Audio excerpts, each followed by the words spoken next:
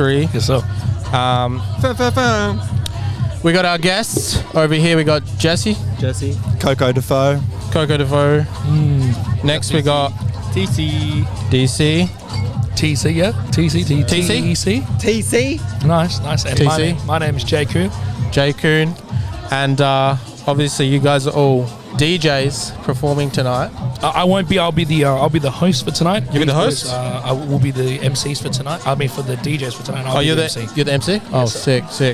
Couple twos. But yeah, it's kind of a cool event tonight. It's one of the biggest rooftops, I believe, in Perth for like events as an event space. Correct.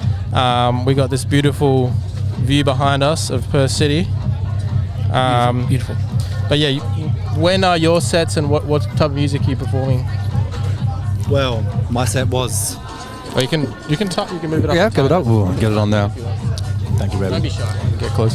I played from 5 to 6, so my set has come and gone. Oh, was that you up there before? Playing, was it the Afrobeats? Yes, stuff? sir. Oh, Yeah. I was vibing that. Thank you, bro. That was Thank good. you. Yeah, it was a couple of selection things on there. A couple of tracks from Drew Vandal. Yep. A couple from Brilliant. A couple from Jail, who just played at Retro Bar on the weekend, just gone. Amazing artist. Big shout out to the Tabs and Ash Maz and the boys throwing it down with JL. Yeah, those guys are killing it in the way of bringing important. What would you say? What would you call that? What would you call selection as a whole in a genre? I mean, that's kind of. It's a very niche market now, and I love that. It's the music genre in itself is not as commercial as normal clubs and R&B and all that kind of stuff. So, in my opinion, it's a very niche kind of market, and I love that. It's funny though, Is because selection the genre? well, that's the thing, right? Selection's that label that's come out of. Where, Can you explain that to me? Because I actually don't know what. Yeah, so selection.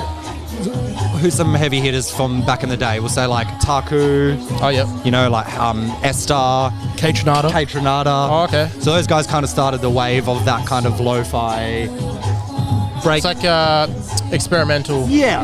We'll just say experimental. Knowledge. Yeah. Maybe. Exactly. Yeah. Yep. Yeah. The old the old 1s and 2 type shit. That's interesting because I wouldn't expect that kind of genre to be played. Is that being played here tonight? Is that what? Not too much. I just kind of played with it just because of the vibe of the venue. I guess K-Dronada does. He plays that at like Boiler Room and like that sort of thing. Yeah, That's it's pretty cool. it's that jumpy stuff, It's like everyone's kind of bouncing underground to it. dance, almost Exactly, housey type of vibe. To be fairly honest, I think if you take the word literally, soul selection is just whatever you feel from your soul, and you want to select those kind of music that kind of invigorates the soul and gives it that kind of, I don't know, a substance that's different to, all music has its own substance, but that soul selection has that very unique feeling that everyone gets together for the culture, for the music, and for the vibe.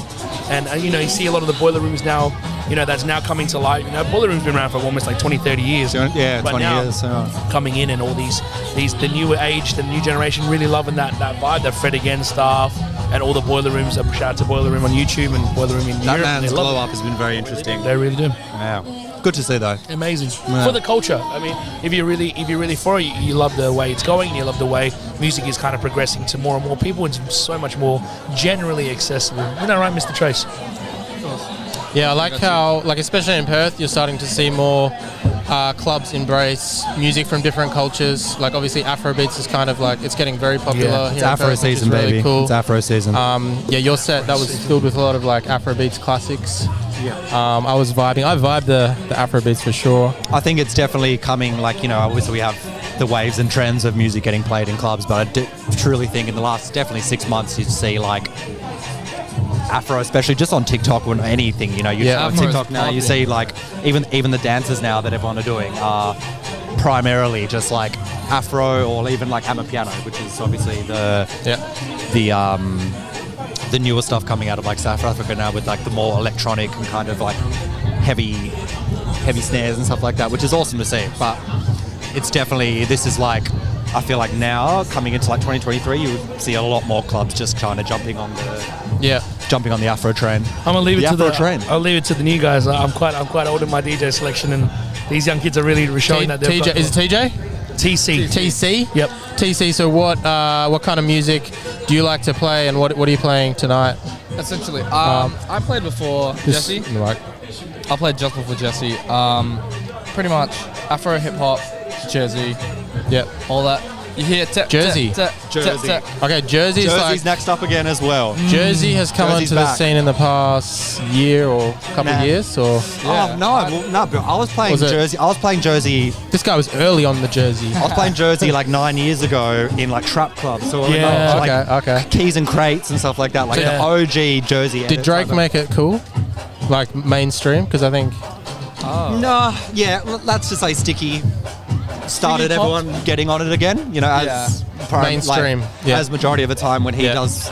Because that's the thing, all it takes is one kind of thing to start the dominoes now, you know, whether it be an artist doing a small thing or even like a meme kind of trickling and doing Yeah, that same yeah. effect, you know. Mind you, in saying that, Mike DeWitt and some of these other DJs, even Jesse, all these guys have been playing Jersey in clubs almost 5 years Yeah. now, 5+ years. So yeah, yeah, that's what I said, like Father coming on nearly Correct. 2000, correct, man. 2016. oh yeah, Even hell in yeah. Melbourne, Sydney, all that kind of stuff. When Melbourne Bounce was still around, I mean, guess- Jersey was also Yeah. the current wave right behind it. Yeah. You know, so you know, knowledge of music and knowledge of music trends is quite fascinating, especially when you're a DJ and having that knowledge behind you, like Jesse, Mike DeWitt, or some of these bigger DJs, Mike Connick, and even the guys that are quite young, like Tracy, who's been in the game maybe a year and a half, 2 years. Having that knowledge gives you better power to be a better DJ. Yeah. To play better music, to play more relevant music, Yeah. per se. I mean, like for the past like year and a half, I've been playing. I'm 20 now. When I first like went to clubs at 18, Just like talk closer in the mic. Yeah. yeah, like at 18, like I went to clubs. Not much Jersey Afrobeats was playing at all, but What type of stuff did you play back then, and compared to like now? I'd say more like commercial party vibes. Yeah. More Yeah. pop party Just vibes. mainstream. Yeah, for sure. And then now, are you just mixing in, oh man. you know, different genres than you were before, or Of course. I mean, I'm always trying to level up. You know, Yeah. the more you can play, the more you're like, you're more versatile to play more things. Catalog But bigger. I feel like I have grown a lot more into hip hop, Afro, all that type of stuff. Like, For sure. I mean, kind of the old Butterfly, New Humble, because Humble's always been known for their hip hop. So I'm glad I've been getting more gigs there. Yeah. cool. How do you guys, as DJs, balance what maybe the crowd wants to see, what the club wants to see, and what you guys want to play? This is massive. I think a lot. Oh yeah. This is a lot of the newer DJs that come in and want to be DJs. A lot of these DJ classes don't actually tell you, or they don't teach you on club etiquette and set etiquette. So, for example, me and Jesse have been in the game, you know, probably double figures in years and stuff like that. And obviously, Mike Connick and all these other guys that play tonight, you know, they know a lot about the game. So you have this thing where you play your set times. So early, mid, peak, Yeah. close, all Yeah. that kind of stuff. You got to learn how to play to the crowd. Yeah. But you also have to understand you have to play for the other DJs. Imagine the 8 o'clock Playing DJ. for other DJs? Yeah. So the 8 o'clock DJ. Oh, okay. Okay. Right, Oh, so you're imagine setting them up. It's like you're setting them up. smashing all the bangers. Oh, There's no okay. one in the club. Yeah. Right. Well, there's 10 yeah, people in the club. Gotcha. Smashing all the bangers, and then at peak hour they're playing the Okay. exact same song. The guys like, what's going on? Yeah. Right. That's one thing to set up as well. Then also you have the balance between the club wants a certain music etiquette or music genre, music Yeah. policy per se. So hey, from this time we're going to play hip hop, from this time we're going to play house music, and this time we're going to play EDM and sing-alongs. You have to adhere to that as well. Most of the club promoters in the club, venue managers will brief you on a music policy beforehand, and they'll have it set out for you. Yeah. So stuff like that you have to be really aware of, because as a DJ, it's so easy to come in and play all the bangers. It is, yeah. Yeah. And I think that's a big thing that I kind of realized early on when I was managing Mondo, you know, doing all the bookings to DJs, you know. So I actually, funny enough, I gave Lude his first set ever Oh wow. at Mondo. Just a small He was flex there, ladies and gentlemen. terrified. Very- He was terrified. He came up, you know, like, asked me, he's like, oh, do you reckon this is going to work and this and this? You know, I was like, bro, just do your thing, you know, you'll kill it. And that's, you know, coming on six and a half, 7 years ago. Lewd. So you're And- kind of like you're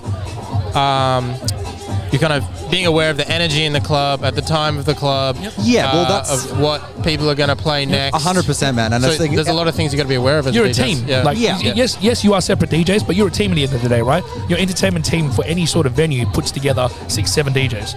So you have to look after each other. And in regards to that, like imagine if Jesse's playing after me, and I know Jesse that night is going to play hardcore hip hop. Yeah. If I'm going to play psytrance before him, how does that help him migrate that crowd? Yeah. Or how do I build the club's image when I come and play psytrance? because one of us is going to be playing wrong, right? If the club wants hip hop and I'm playing psytrance, surely one of us is doing something wrong. So we have to be super aware of the DJs, what's going on, and the whole club effect, right? And the thing I taught Trace when he was just coming up, you have to be aware of what the club wants, what the audience wants, and what you have to do. If you don't have that balance, anyone can be a DJ. And I think it's also as well, you have to be able to work on your feet fast, you know, because I've had that coming back to Mondo, you know, I booked people that come in, you know, with an expectation of a full club. You know, it's quieter that night, you know, they come up and they're just train wreck, you know, because they can DJ, but only to the formula that they've pre-set up for themselves. And when that comes to like, wow, okay, the crowd's completely different. They haven't got the weapon yet to kind of be, or tools. Be versatile, be correct. versatile, and be like, okay, cool. They have to tone it down. And they'll end up playing, you know, R.L. Grime to, you know, 10 people in a club, and it's a bad look. That's a very big thing for young DJs like myself, Marcus, Steven coming up now. Sure. Like, that's one thing we have to learn so quickly as well. Like, you've got your set list to play. Yes, it's a main set time, but what happens if the venue isn't packed? Like, you have to adapt to that so quickly. 50% of it is being able to mix and all that, and then half of it is being able to read the fucking book, which a lot of people cannot do. Because obviously, you know, young DJs, I don't know if you DJ yourself, sir, but, you know, a lot of the guys get inspired by looking at, you know, famous DJs. Like, for example, a good analogy would be a lot of people get inspired by international superstars in that field. So, like, you want to play basketball, like Kobe Bryant, LeBron James. It's like the pinnacle of those elements and those sports. So obviously when you look at DJs, it's Calvin Harris, Tiesto, they're playing massive tracks because they're headliners, but they're built for so long to be that headliner. You can't expect to come into the industry, come straight into, let's say, Paramount nightclub and just like, I'm gonna smash this out at 8 o'clock and expect 1,000 people to be there. That's not realistic, but it's also like you have to learn step by step the journey 1, 2, 3, 4, 5, 6. You don't just get the 6, 7, 8, 9, 10 without doing 1, 2, 3.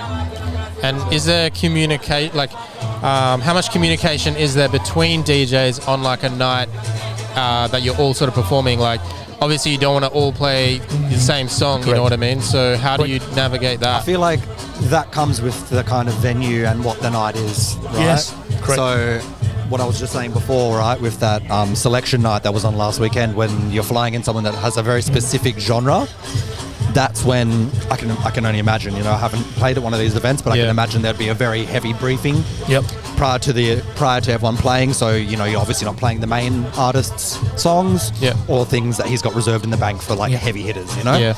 So, and I feel like a good way of kind of, I don't know, you go? You go first. I was just going to say as well, the good way, obviously, the easiest way for us kind of playing in mainstream clubs that are just, you know, weekly events is you just go up a couple minutes before the prior DJs ended kind of thing, and you just go through their history, basically. So you just do a little scan, get an idea of what they've been playing, and try not to do any double ups. But, you know, a few double ups are inevitable and stuff like that. But, you know, if you can, you know, do that, that's the venue will appreciate that. So you're not going on and playing something that was played 10 minutes earlier just because you weren't there to hear it from the DJ before, you know? Yeah, correct. So, your job as a DJ extends to reset.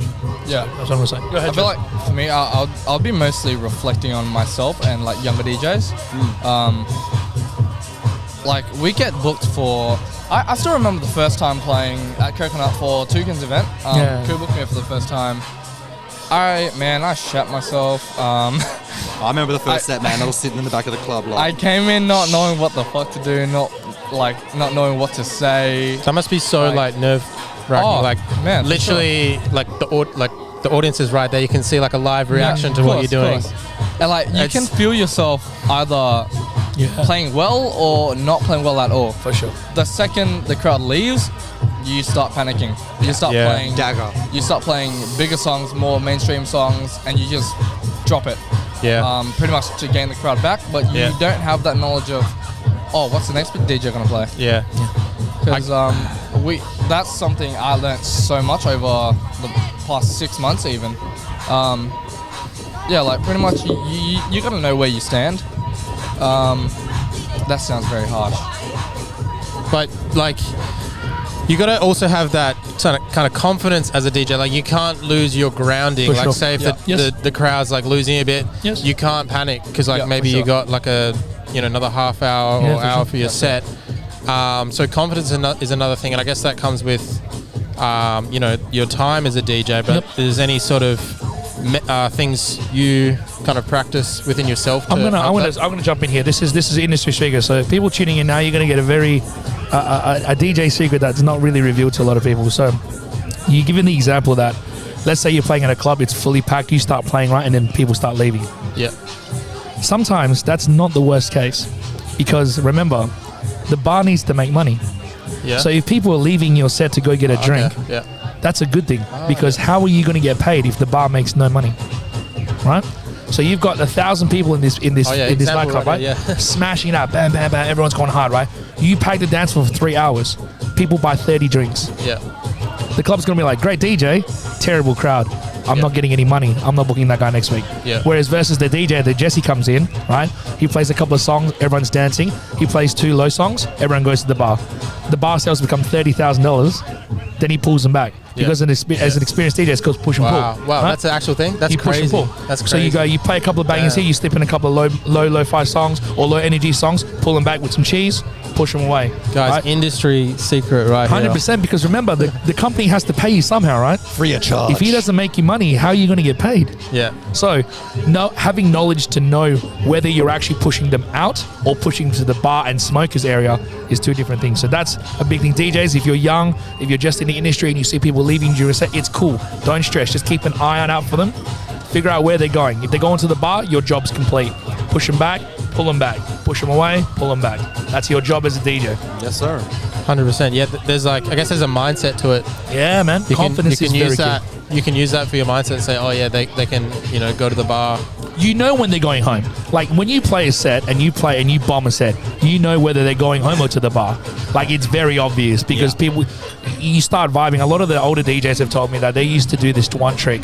Again, industry standard. You guys are getting it today.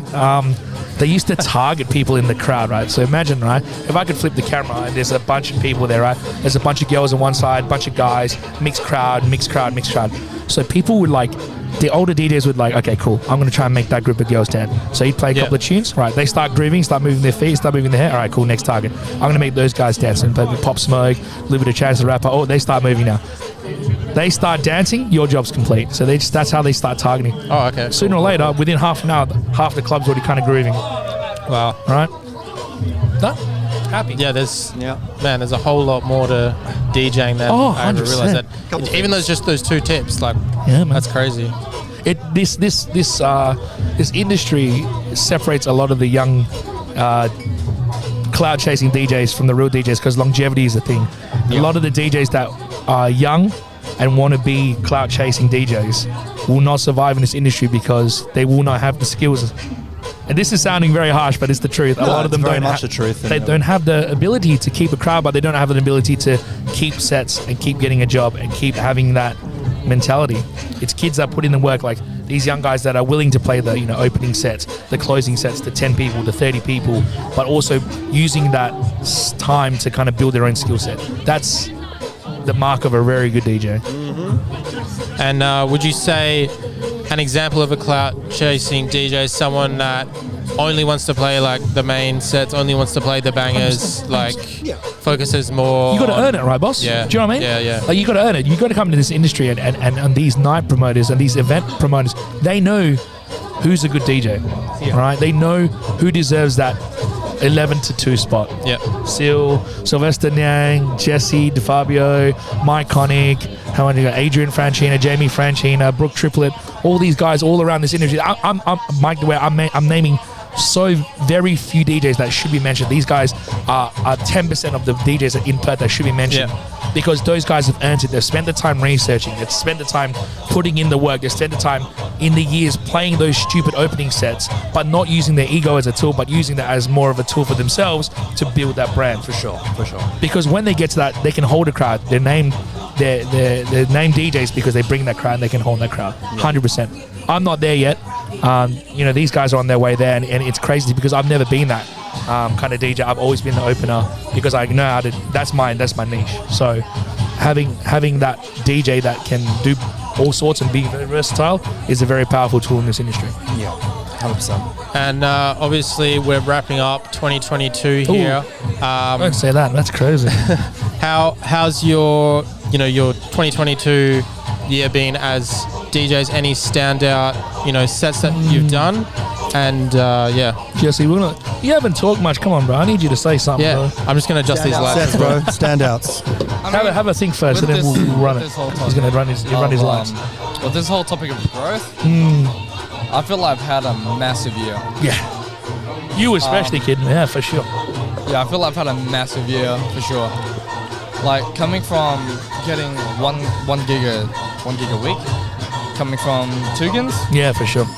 man, every single week getting at least 2 to 3 minimum is a massive improvement, like within a year, I'd say. And I feel like a lot of my thanks goes to you and Furman. Oh. Like, And Myconic. oh, for sure, man. I wouldn't be here. I wouldn't be here if it wasn't for Mikey as I well. don't know where he is, that Greek mother He's a mother bastard. He is somewhere. He's chilling. Hope you hear this back. Just be fair. No, but for sure, like, I owe a lot of my thanks to the older guys, like you guys. Damn, that sounds mean. The older guys. Oh, No, We're going to get that in the shot. excuse me. no, I owe a lot of thanks to you guys for sure. Artisia has brought me money. You guys have brought me knowledge. I like that.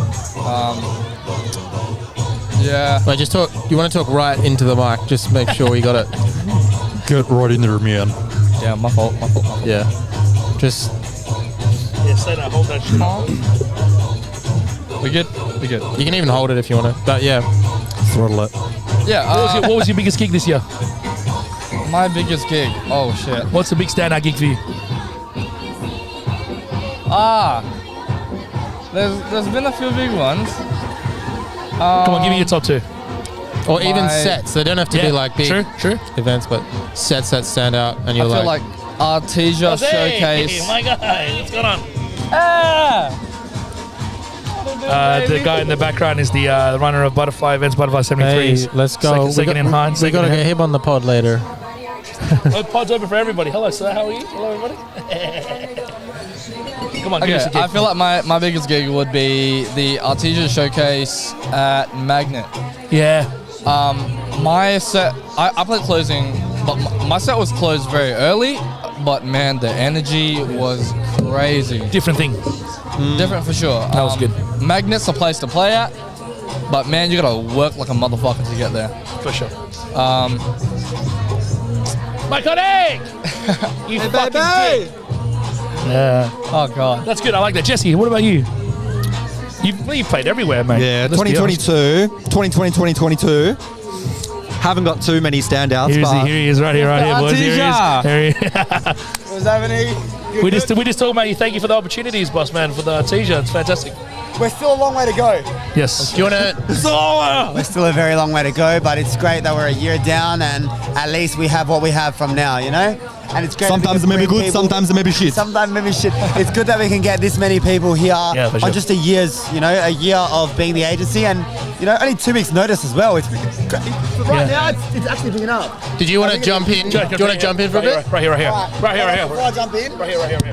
I'm going to be right back. I'm going to get this, get something going and then I'll be right back, okay? What do you think?